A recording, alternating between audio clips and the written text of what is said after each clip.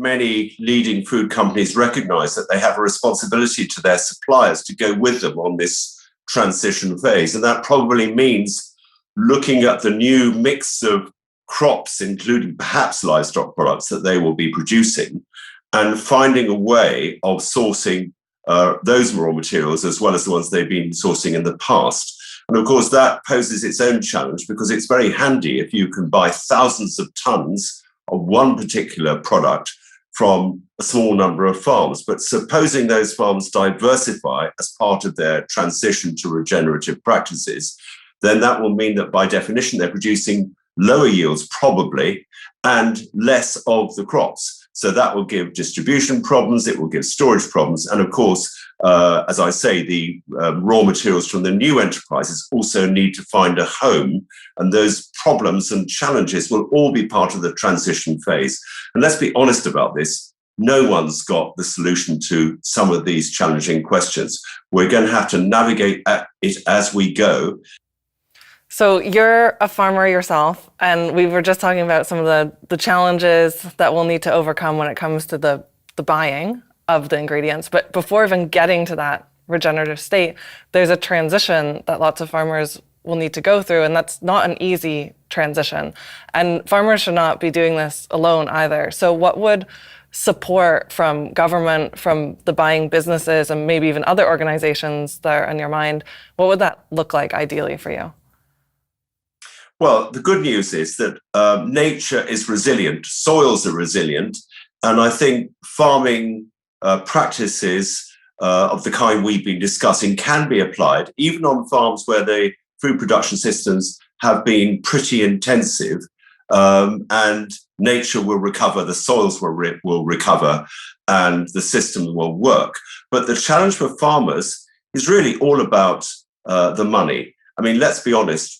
We, the farming community, have become commodity slaves, producing large quantities of food at quite low prices.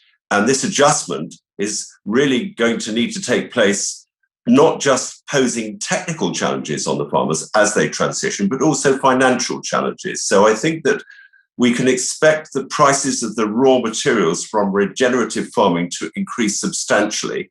And they will need to, because otherwise farmers won't be able to make a business case out of regenerative farming. There's also a skills transition challenge. And I believe that in relation to that, what we really need is beacon farms. We can identify the farms which have already gone a little bit further and make them teaching resources and enable the farmers who want to transition to come and visit them either virtually or physically. And that way the knowledge can be transferred. I'm not arguing against the role of agricultural colleges and the conventional education system. They need to play a part as well. But I believe the best educational stage is the farm, and the best transfer of knowledge is the farmer. So you're starting to highlight the economic piece, which is absolutely crucial. And we need to make the economics work. We need to make the market set the right incentives. And there's a couple pieces here. One is linking both with subsidies and also ecosystem service markets, which you're starting to see emerge in pockets around the world. And there's more and more talk about it. What role do you see that playing? Do you think that's a high potential area? Yes, I think this is very interesting. In the future, farmers are going to derive their income from three sources: from the sale of their raw materials, which we've been discussing, from governments and redirected subsidies, whether it's in the European Union or the United States or in a post-Brexit UK, where the DEFRA and the devolved nations are, as we speak, redesigning the carrots and the sticks, which will influence farm income. But of course, as you say, there's a third source of income, ecosystem services.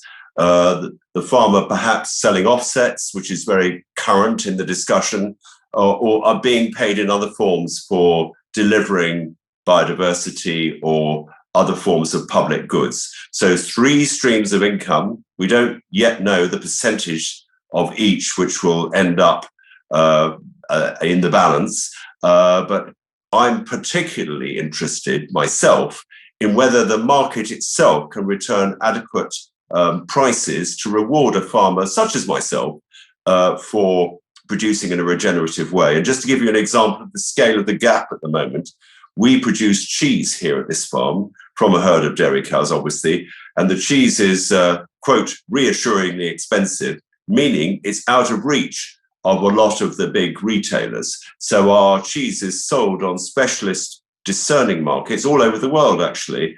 But what are we going to do if we want a lot more cheese of this kind from regenerative production systems? I believe it is possible, but I don't think the price will be as it is at the moment.